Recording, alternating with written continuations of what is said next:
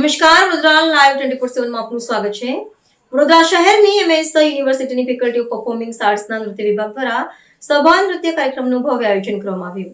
મહારાજા સયાજીરાવ વિશ્વવિદ્યાલયની faculty of performing arts અંતર્ગત ભારતીય શાસ્ત્રીય નૃત્ય વિભાગ દ્વારા પરંપરાગત સાધના અને સર્જનાત્મકતાના સુમેળરૂપ સભા નૃત્ય કાર્યક્રમનું ભવ્ય આયોજન કરવામાં આવ્યું હતું।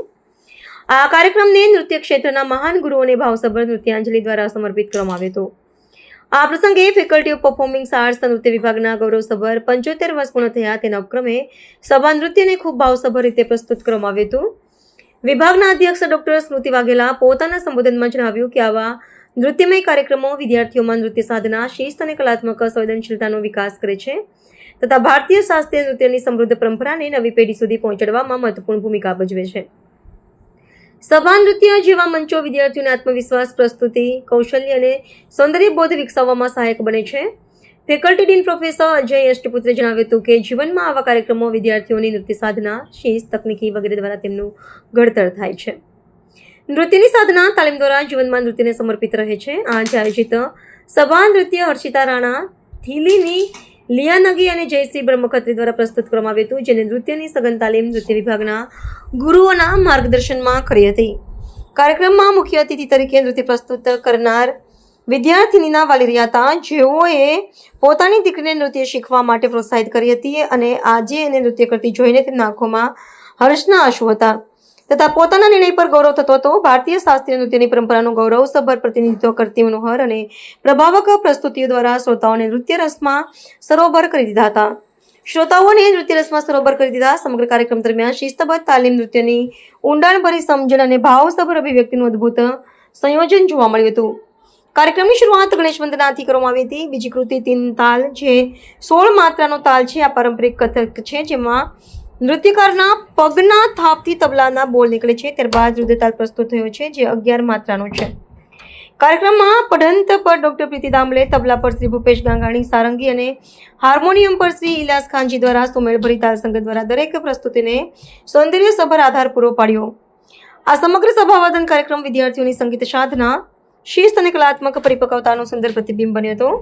આ કાર્યક્રમમાં સફળ આયોજનમાં સંયોજક ડોક્ટર રમી પંડ્યા તથા સહસંયોજક ડોક્ટર દિવ્યા પટેલ મહત્વપૂર્ણ જવાબદારી નિભાવી હતી। સમગ્ર હોલ ખીચોખીચ ભરેલો હતો અને દરેક રજૂઆતને લાંબી તાળીઓ તથા વાહવાના નાદથી વધાવી લેવામાં આવી હતી।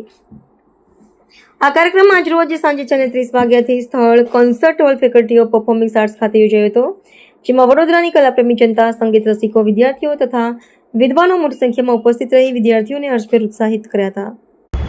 सभी गणमान्य अतिथि एवं हमारे विभाग हेड डॉक्टर स्मृति वाघेला, स्मृति दीदी जरिए और दर्शन सर, आप सभी को वंदन करते हुए इस कार्यक्रम की शुरुआत करेंगे।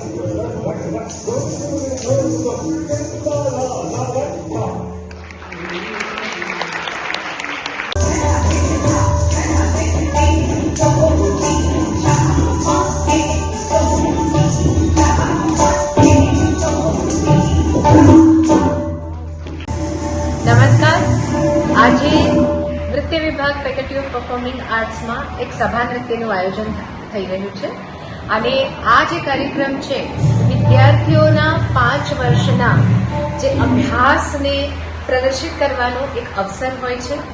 ઘણા વર્ષોથી આ જ પરંપરા ચાલી આવેલી છે। આમ જોવા જઈએ તો વૈદિક પરંપરા કહી શકાય, કારણ કે ઋષિમુનિઓ પણ આ જ રીતે એમને ત્યાં રહીને જે શિષ્યો વર્ષો સુધી ટ્રેનિંગ લેતા હતા, શીખતા હતા, અભ્યાસ કરતા હતા, એનું એક પ્રદર્શન તેઓ યોજતા એ જ પરંપરાને આગળ વધારતા નૃત્ય વિભાગમાં આ કાર્યક્રમ થઈ રહ્યો છે અને જેમાં કથકની સિનિયર માસ્ટર્સની વિદ્યાર્થીનીઓ એ પોતાની પ્રસ્તુતિ આપી રહી છે અને આ કાર્યક્રમનું સમગ્ર સંચાલન ડોક્ટર પ્રીતિ દામલે દ્વારા કરવામાં આવ્યું છે.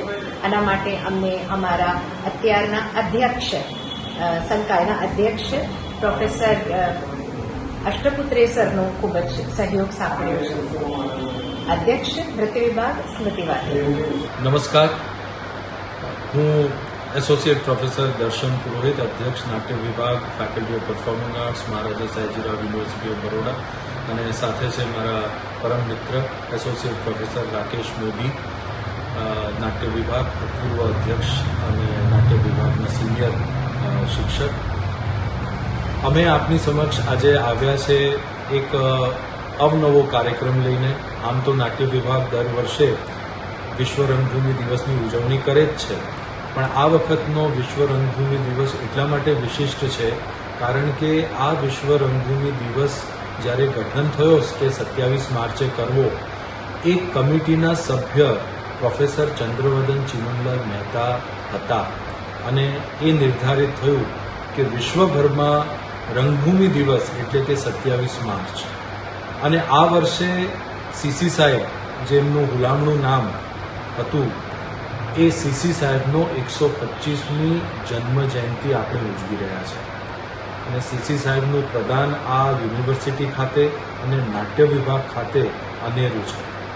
આ યુનિવર્સિટી સોંગ મહારાજા સયાજીરાવ યુનિવર્સિટીનું એ સીસી સાહેબનું લખેલું છે.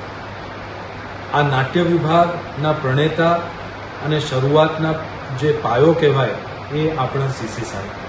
તો આ મંચ પર્વ 2026 વિશ્વ રંગભૂમિ દિવસે 27 માર્ચે અને 28 માર્ચે આપણે સમર્પિત કરીએ છીએ પ્રોફેસર ચંદ્રવદન ચિમનલાલ મહેતાને. આ કેવી રીતે ઉજવીએ તો એની ચર્ચા કરી ત્યારે એમ લાગ્યું કે આપણે કોને બોલાવીએ, તો યશદી કરંજિયા સાહેબને બોલાવીએ કે જેઓ સીસી સાહેબ સાથે સમય એમને ગાળ્યો છે. પ્રોફેસર સિદ્ધાંશુ યશશ્ચંદ્ર એ પણ આવે, તો આ બંને પદ્મશ્રીઓ આવીને આપણી સાથે સીસી સાહેબની વાતો કરશે. એ ઉપરાંત પ્રોફેસર મહેશ ચંપકલાલ આવીને આપણી સાથે માર્કંડ ભટ્ટ સાહેબે સીસી સાહેબની સાથે જે સમય વિતાવ્યો એની વાત કરશે. અને સીસી સાહેબનું નાટક હોહોલિકાનું મંચન થશે પહેલે દિવસે, અને બીજે દિવસે 28મીએ શરદ જોશી લિખિત એક થા ગદા ઉર્ફ અલાદાદ ખાં નું મંચન આજ પ્રોફેસર સીસી મહેતા ઓડિટોરિયમ ખાતે થશે. અને હું દર્શન પુરોહિત, રાકેશ મોદી અને ડૉક્ટર ત્રિલોકસિંહ મહેરા આ આખા મંચ પર્વ સાથે સંકળાયેલા છે અને 3 નાટકના દિગ્દર્શન અમે કરી રહ્યા છીએ.